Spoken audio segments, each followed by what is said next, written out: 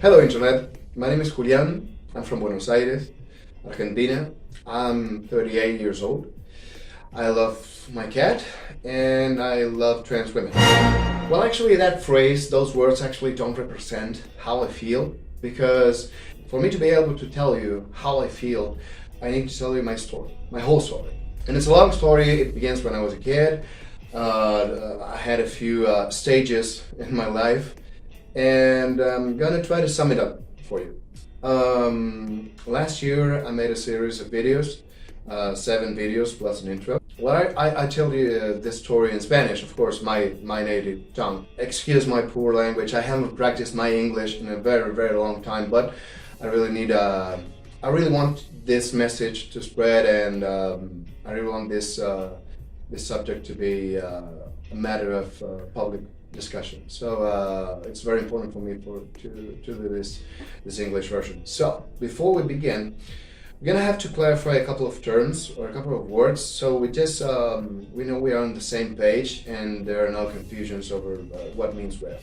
So let's start talking about the word trans. The trans community is a very big community and is a very diverse community. There are a lot of words or definitions that apply to certain people inside the trans community. So during this video we're going to generalize. We're going to say that a trans person is a person who does not identify with his or her gender assigned at birth, okay? And they make a transition. We're going to call these people trans people, okay? So a cis person is, well, basically the opposite.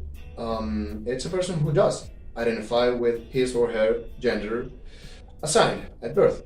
For example, me. My name is Julian Alejandro, and I am very comfortable being a man, and I identify myself as a man, and that alone just makes me a cis person.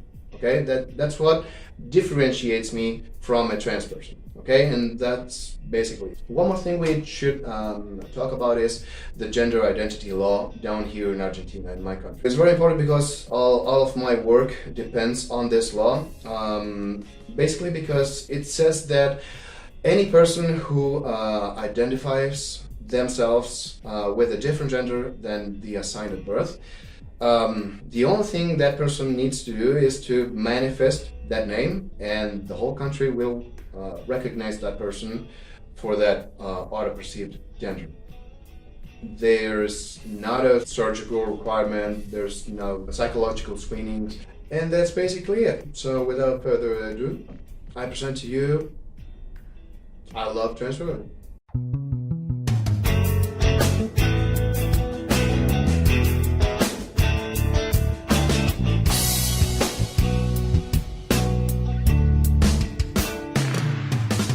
Okay, so the story begins when I was a little boy. I was roughly 10 years old, and I had this friend. He was also a boy, and someday, I don't remember when or where, we started to discover new ways of playing, of course, sexually. Neither of us knew what we were doing, but we felt this adrenaline rush, and we knew nobody should know what we were doing down there. So that was when I was 10, maybe 11, because when I hit puberty, when we hit puberty, we basically stopped talking about that, and our focus was mainly on women. We were straight, we were boys, we were men, and we started to feel attracted to women. Actually, we never felt attracted to each other.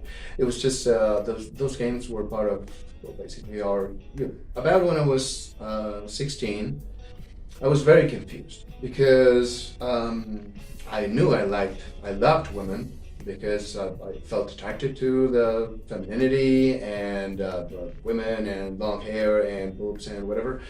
But I still had thoughts. They weren't thoughts, but more like flashes, you know? Flashes that confused me because I knew what I liked, but there was something else. There was something else that I couldn't explain, that I was afraid to look into, and whatever. Anyway, so basically, when I was 16, I was watching TV with my family, and there was this huge show down here, and Chris Miró was on. Chris Miró was a very famous trans woman here. I think the first public famous trans woman ever in my country. And well, that was the first time that I actually, when I saw her, that was the first time that I actually conceived the picture of a woman with different genitals, with a penis. So that moment started up a cycle. I would masturbate to trans women pictures, and as soon as I would finish, all this shameful and guilt-filled thoughts would storm my mind, and I wouldn't think about any of that for at least a week or two, and then I would do it again, and same thing. So this took place until I was basically 17. I took courage, and I went for it. I went to her place, and I had my first time with a trans woman when I was 17. The year was 1999. It was confusing, it was beautiful, and it was, well, the same thing that happened when I used to masturbate, but intensified by millions. Like, I remember getting back home at the bus, filled with guilt and shame and regret and pleasure, because I actually had a good time. After my first time with a trans woman, a new cycle would take place in my life. In parallel with my, let's say, cis sexual life, where I would date cis women. So in parallel to that sexuality or sex life or whatever, I would be on this cycle where I would consummate the act with a trans woman, and I would feel ashamed and guilty, and with all these horrible thoughts storming in my mind. Day by day, the shame would diminish, and the desire would be every day a little bit stronger. So I would go again to a different trans woman. So this cycle basically consisted on having sex with a trans woman, and then feeling ashamed and guilty and all these shameful thoughts. Then I would eventually feel a little bit more comfortable with those thoughts, and I would go again to have another experience which would make me feel guilty again, and I don't know. And the cycle would repeat up to maybe when I was maybe 23 or 22. Every 3, 4, maybe 6 months, I would have sex with a trans woman, in parallel of me having a normal or a cis-normal way of living. I had girlfriends, and I would go on dates and whatever. When I was 22, 23, I was with this woman, and trans woman. After having sex with her, I was a little bit more confident. I asked her if I was homosexual or straight to her eyes, because I would like her penis, I would like her femininity, and that didn't make sense in my mind. And I asked her what her thoughts were about that, and she said, she asked me if I like men, and I said no, and she said, well, then you're bisexual. And that was, well, one of the biggest reliefs I ever felt in my entire life. I don't think myself as a bisexual today. That's something for a different story. But at that time, that actually took the heavy weight off my shoulders of this dichotomy of being gay or being straight. Like, up to that point, those were the only two options for me. And there was this magical third option where I wouldn't, like, bisexual people don't come out of closets. Like, it's not it wasn't so taboo for my head at that time. So I started to be more comfortable with my sexuality and what it was coming to be. When I was 25, maybe 26, I met this cis woman. Her name was Mariela. I felt a little bit more comfortable with my sexuality up to that point. So I wanted to be honest with women, cis women, up front. You know, I was feeling like this sexuality is a part of me. I still felt like it was a fetish or something that would eventually go away and I would be normal again. But definitely I felt like it was a part of me, and I wanted to talk about it. I wanted to be honest and upfront with her. So I told her, and her answer actually surprised me because I thought she would reject me. I thought she would like flip me off and storm out of the room, like not saying the prettiest words. I swear to God, that was what I was thinking about. And I was surprised because she loved my story and she actually asked me to, well, she wanted to use a strap-on with me. And that was pretty crazy for me because for the first time in my life, I didn't feel rejected for my sexuality from the cis world. So yeah, that relationship with her allowed me to embrace my sexuality, allowed me to get to know myself a lot better. Because, well, when you're intimate with someone and you get to explore whatever floats your sex boat, let's put it that way, it's a very healthy way to explore. So when that relationship ended, I was very confident about my own sexuality.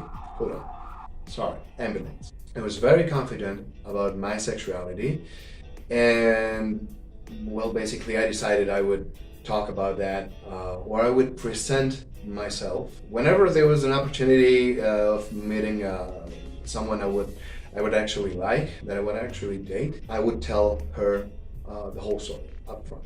That was basically when I started to tell this whole story that I'm telling you guys or girls right now.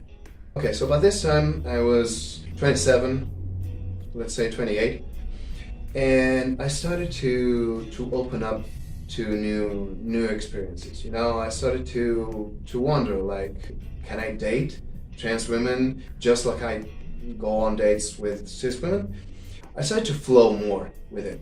You know, I started to go out, I started to go on walks, to maybe have a cup of coffee, and I realized that trans women were not used to that either.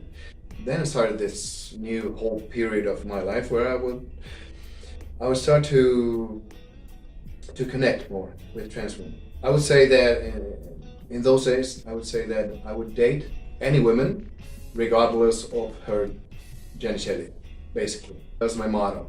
So this took place between when I was 27 up till when I was maybe 31. I found myself coming out of a relationship or a series of events that made me question if I really was paying attention to my desires and to what I wanted for my life. And I started to wonder, would I date only trans women? Because those thoughts and those desires would not go away. They would actually, quite frankly, intensify over the years.